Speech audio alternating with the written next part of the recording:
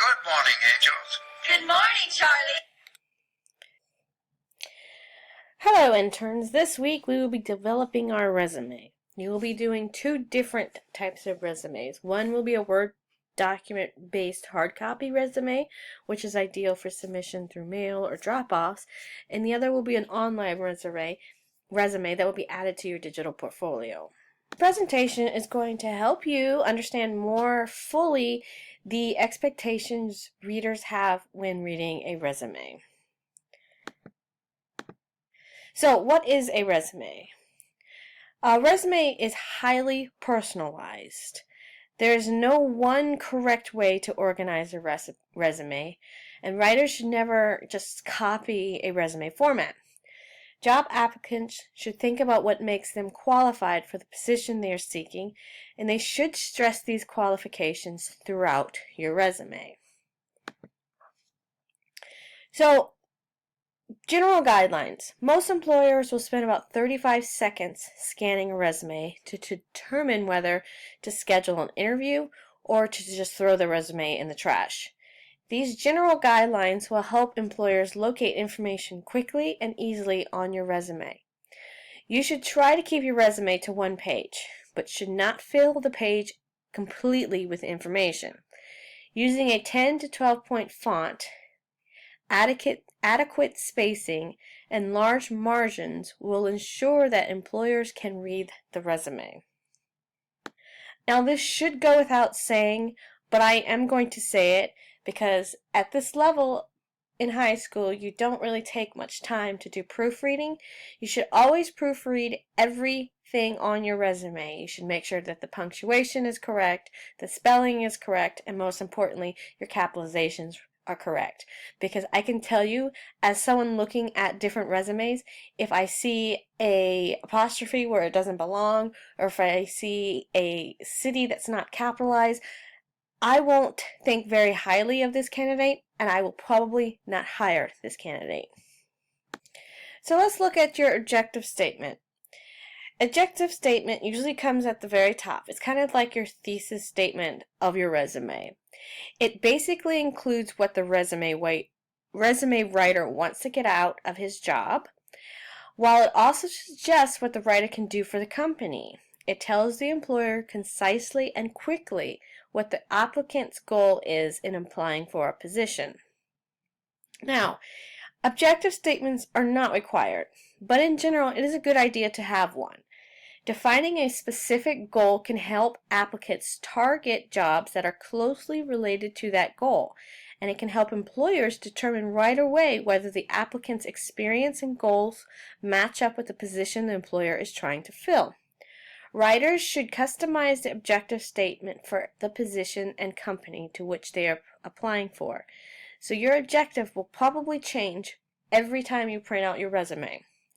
Writers can customize their objectives based on their preliminary research of targeted companies and positions.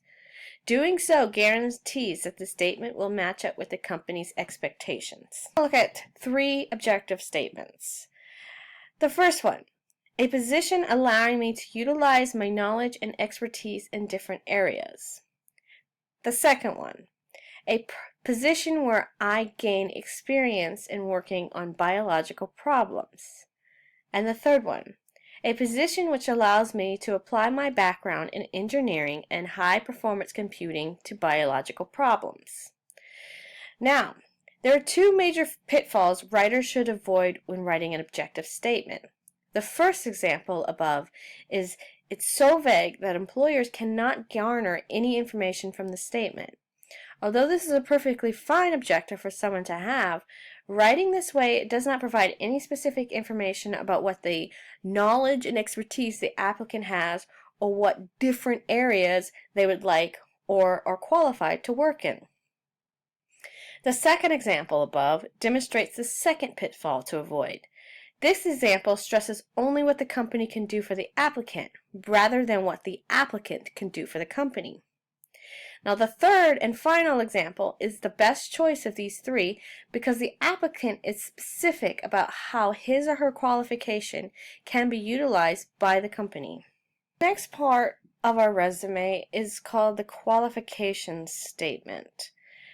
The summary of qualification statements differs from your objective statement in that it is focused on the skills an applicant has developed rather than on what their goal or specific for the goal for a specific position. Some employers will always expect to see an objective statement on the resume, so applicants should only use a summary of qualifications to replace an objective if they are applying for a less traditional company. If an applicant is applying for an internship, a summary of qualification statements might make more sense to include than an objective statement because the applicant is looking for any position in the company which will train them further rather than for a specific opening in the company.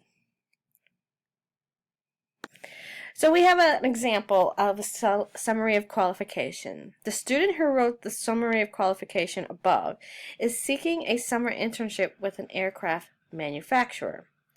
The summary of qualification statement allows the student to highlight the valuable skills he or she gained working on projects, such as those they would work on during their internship.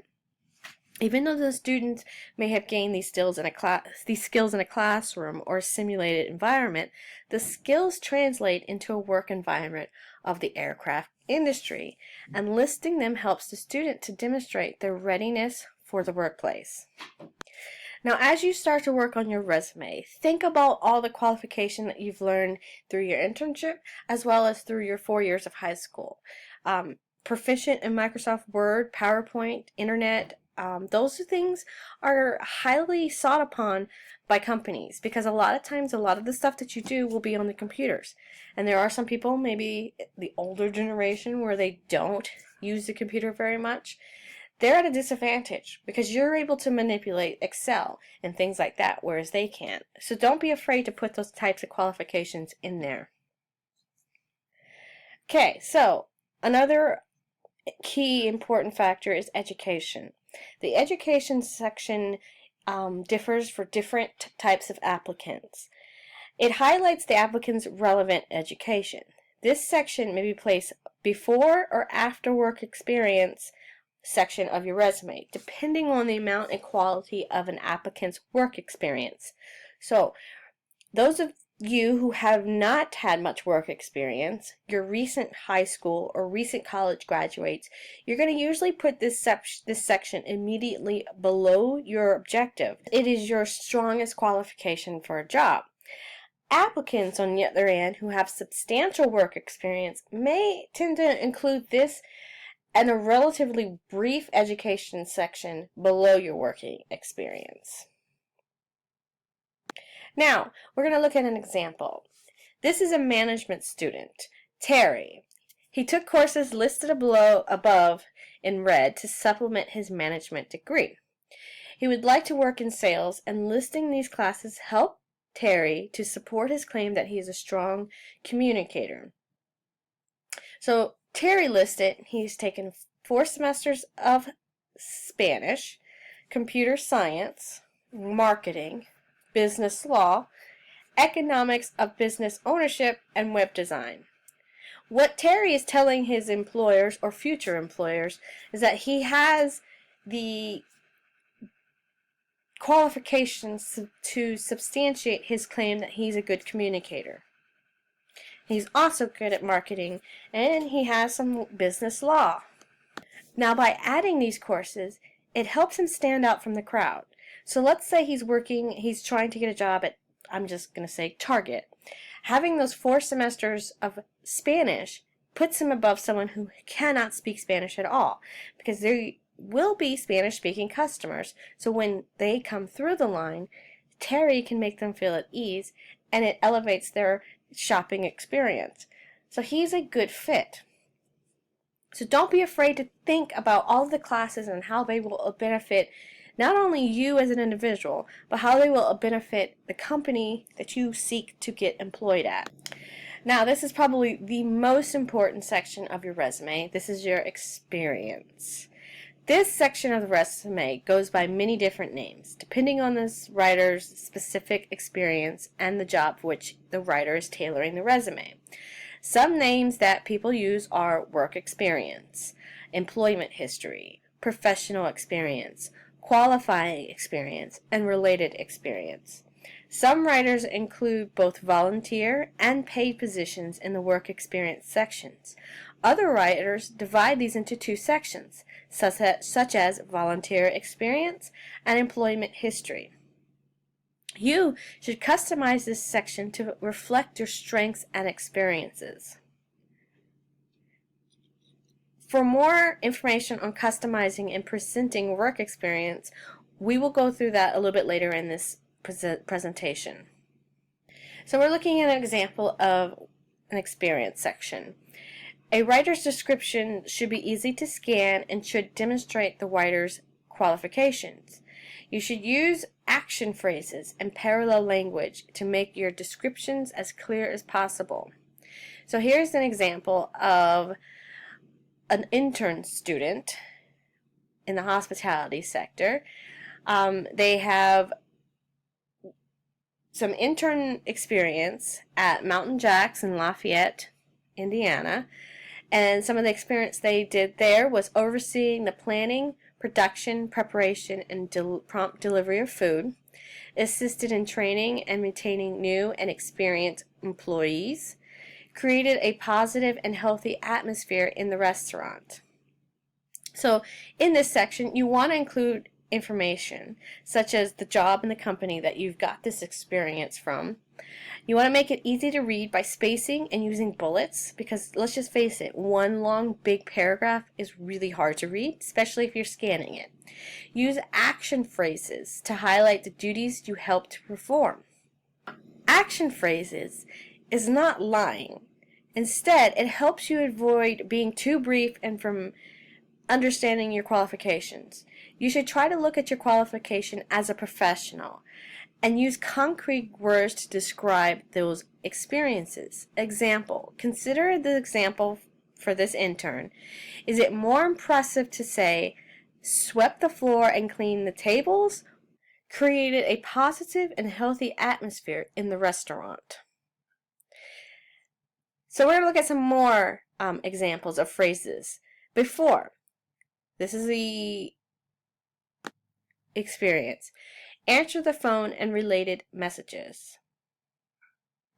By adding a couple of action phrases, you took that and now changed it to took orders and verified the correctness with customers. Before, planned activities. After, planned arts and crafts activities for preschool aged children. Before, made change. After, handled large sums of money, balance the cash drawer. Before, talk to customers. After, giving quality customer service while promoting the sales of products. Now the action phrases, again, they don't make up anything that you don't do. They just take the literal meaning and make it sound a little bit more professional. Okay, so we're going to look at another section. This could be left out, especially if you don't have really any activities or any honors to include, but the key idea for this section is you want to limit the activities and the honors to the most recent, your most important, or most relevant to the position for which you are applying. So for instance, if you're applying for a job, we're going to use Target again, at Target, probably adding that you were the fastest runner at the stake track meeting as one of your activities or honors is not going to really benefit you working at a cash register. So make sure you keep these relevant to the position that you're applying. This section can be easily customized for specific positions since applicants will not include all of their activities and honors, but only those that make the resume stronger. This section can help applicants demonstrate the preparedness for the job for which they are applying and can help them demonstrate that their work has been recognized by the high quality of others.